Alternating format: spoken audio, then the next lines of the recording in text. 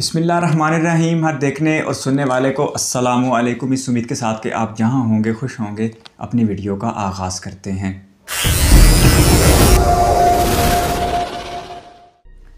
Disclaimer, this video is production of country comparison. मकसद लड़ाई नहीं है जी। एक तरफ इस्लामिक रिपब्लिक ऑफ ईरान, दूसरी तरफ kingdom of Saudi Arabia. Formation 1 अप्रैल 1989 और 23 सितंबर 1932 जब इसका क़याम अमल में लाया गया। कैपिटल तेहरान और दूसरी तरफ रियाज। एरिया 16 लाख मुरबा किलोमीटर ईरान और 21 लाख मुरबा किलोमीटर अरब। अरब बड़ा है लेकिन वो ज़्यादातर हिस्सा सहराई है। इस्लामिक रिपब्लिक और दूसरी तरफ एब्सोल्युटली बादशाहत। सुप्रीम लीडर आयतुल्लाह खामेनी और इधर शाह सलमान। प्रेसिडेंट इब्राहिम रईसी और उधर एक ही बंदा है जी दोनों तरफ, शाह सलमान। आबादी 8 करोड़ से ज़्यादा ईरान और 3 करोड़ से ज़्यादा सऊदी अरब। रैंक 14वें नंबर पर ईरान की आर्मी, 17वें नंबर पर सऊदी अरब की। लेकिन ईरान की आर्मी बहुत मजबूत है सऊदी अरब की निस्बत। जिस तरह उन्होंने अमेरिका जैसे मुल्क का मुकाबला करके अपने दिफा को मजबूत किया है, काबिल तारीफ़ है ये इक़दाम। टैंक 3700 टैंक हैं ईरान के और 1000 अरब के। अरब हुक्मरानों को तो अपनी बादशाहत से और अपनी अय्याशी से ही फुर्सत नहीं है। आर्मर्ड व्हीकल 8500 और ये अरब के पास ज़्यादा हैं 12500। ये आर्टरी ईरान के पास ज़्यादा हैं। टॉप आर्टरी 2108 और ये 1800, ये भी ईरान के पास ज़्यादा हैं। रॉकेट प्रोजेक्टर तो बहुत ज़्यादा हैं। सऊदी अरब के पास सिर्फ 300 और ईरान के पास 2500 के पास करीब। Air power Islamic Republic of Iran air force 85 तैयारे, इधर 50। रॉयल सऊदी एयरफोर्स, वाह नाम तो बड़ा चुन के रखा हुआ है।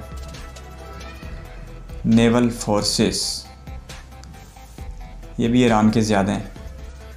ईरान को समुद्रों के ख़तरात भी बड़े संजीदा नौयत के हैं अरब की निस्बत, आबनाए हरमुज़ को लेकर। नेवल पावर, उनके पास कोई भी आबदोज़ नहीं है, इनके पास 29 हैं। लेकिन न्यूक्लियर वेपन अभी तक दोनों के पास 0-0 हैं। लेकिन यकीनी तौर पर ईरान ही पहले हासिल करेगा। जिस तरह अगर जो एटमी जो डील है वो कामयाब नहीं होती तो ईरान तो अपनी तैयारी जारी रखे हुए है एटमी असासों को लेके। ऑयल प्रोडक्शन तो फ़िलहाल अरब की ज़्यादा है। लेबर फोर्स 3 करोड़ से ज़्यादा ईरान की और 1 करोड़ 38 लाख अरब की। रोड नेटवर्क, ये भी सऊदी अरब में ज़्यादा है।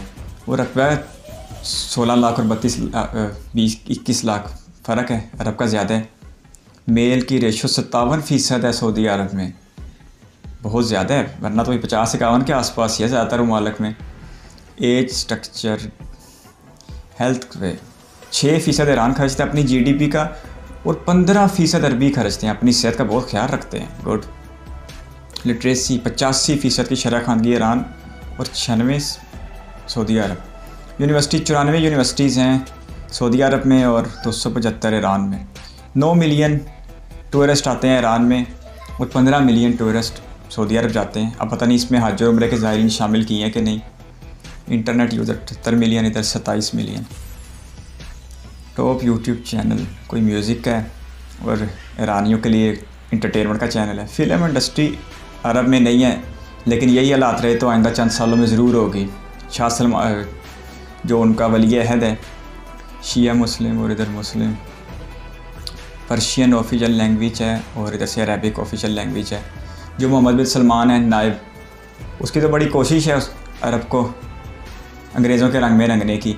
उधर रियाल था, इधर भी रियाल था। 454 billion dollar export, 58 billion dollar की, इधर 195 बिलियन डॉलर। सऊदी अरब की एक्सपोर्ट तगड़ी है। 107 बिलियन USD और 263 बिलियन। इंपोर्ट 3 अरब डॉलर की इंपोर्ट ईरान करता है और 29 अरब डॉलर की इंपोर्ट अरब करते हैं। मेन इंपोर्ट पार्टनर ईरान का चाइना ही है। सऊदी अरब का ये फुटबॉल दोनों मुल्कों का पसंदीदा खेल है। काप्सा अरब की फूड है और इधर कोई गोश्त टाइप ही है ईरान की। पर्शियन फैलो डियर, अरेबियन कैमल, वैसे तो लाइन भी कहते हैं ईरान का कौमी निशान, झंडे में इनके बना भी हुआ है शेर, वो जो सिंबल के तौर पर जिस झंडे को ये इस्तेमाल करते हैं। 1064 यूनाइटेड स्टेट डॉलर ईरान की इनकम और 1682 असदुल्ला अमीर शख्स हैं ईरान के 10 बिलियन डॉलर के साथ, और अल वलीद बिन तलाल 16.3 अरब डॉलर के साथ सऊदी अरब के अमीर तरीन शख्स हैं और ये शाही ख़ानदान का हिस्सा भी हैं। इससे पहले हमने सऊदी अरब और ईरान के दरमियान एक कंपैरिजन देखा था, लेकिन वो सिर्फ मिलिट्री बेस पे था। उसमें ईरान एकतरफ़ा तौर पर सऊदी अरब से मजबूत था।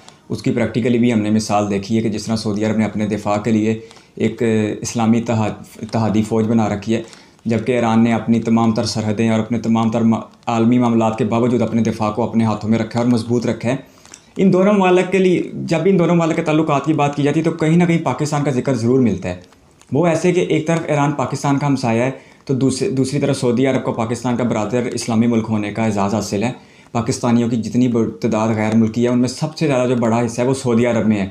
इसलिए रियासत पाकिस्तान ने हमेशा ज़िम्मेदार हमसाये के तौर पर ईरान के साथ अपने ताल्लुकात को बनाए रखने की कोशिश की है, और सऊदी अरब को लेकर भी रियासत पाकिस्तान ने हमेशा बरादर इस्लामी मुल्क के तौर पर सऊदी अरब को सपोर्ट किया है। लेकिन रियासत पाकिस्तान को एक मसला हमेशा दरपेश रहा है कि अगर हम ज़रूरत से ज़्यादा सऊदी अरब की तरफ झुकाव करते हैं तो इस तरफ हमें ईरान की तरफ से थोड़े मामलात में मुश्किलात का सामना करना पड़ता है, जबकि दूसरी तरफ अगर हम ईरान की तरफ झुकाव ज़्यादा करते हैं तो सऊदी अरब और अमेरिका ब्लाक को हमें पाकिस्तान को एक अच्छी खासी नाराज़गी देखनी पड़ती है इस ब्लाक की तरफ से।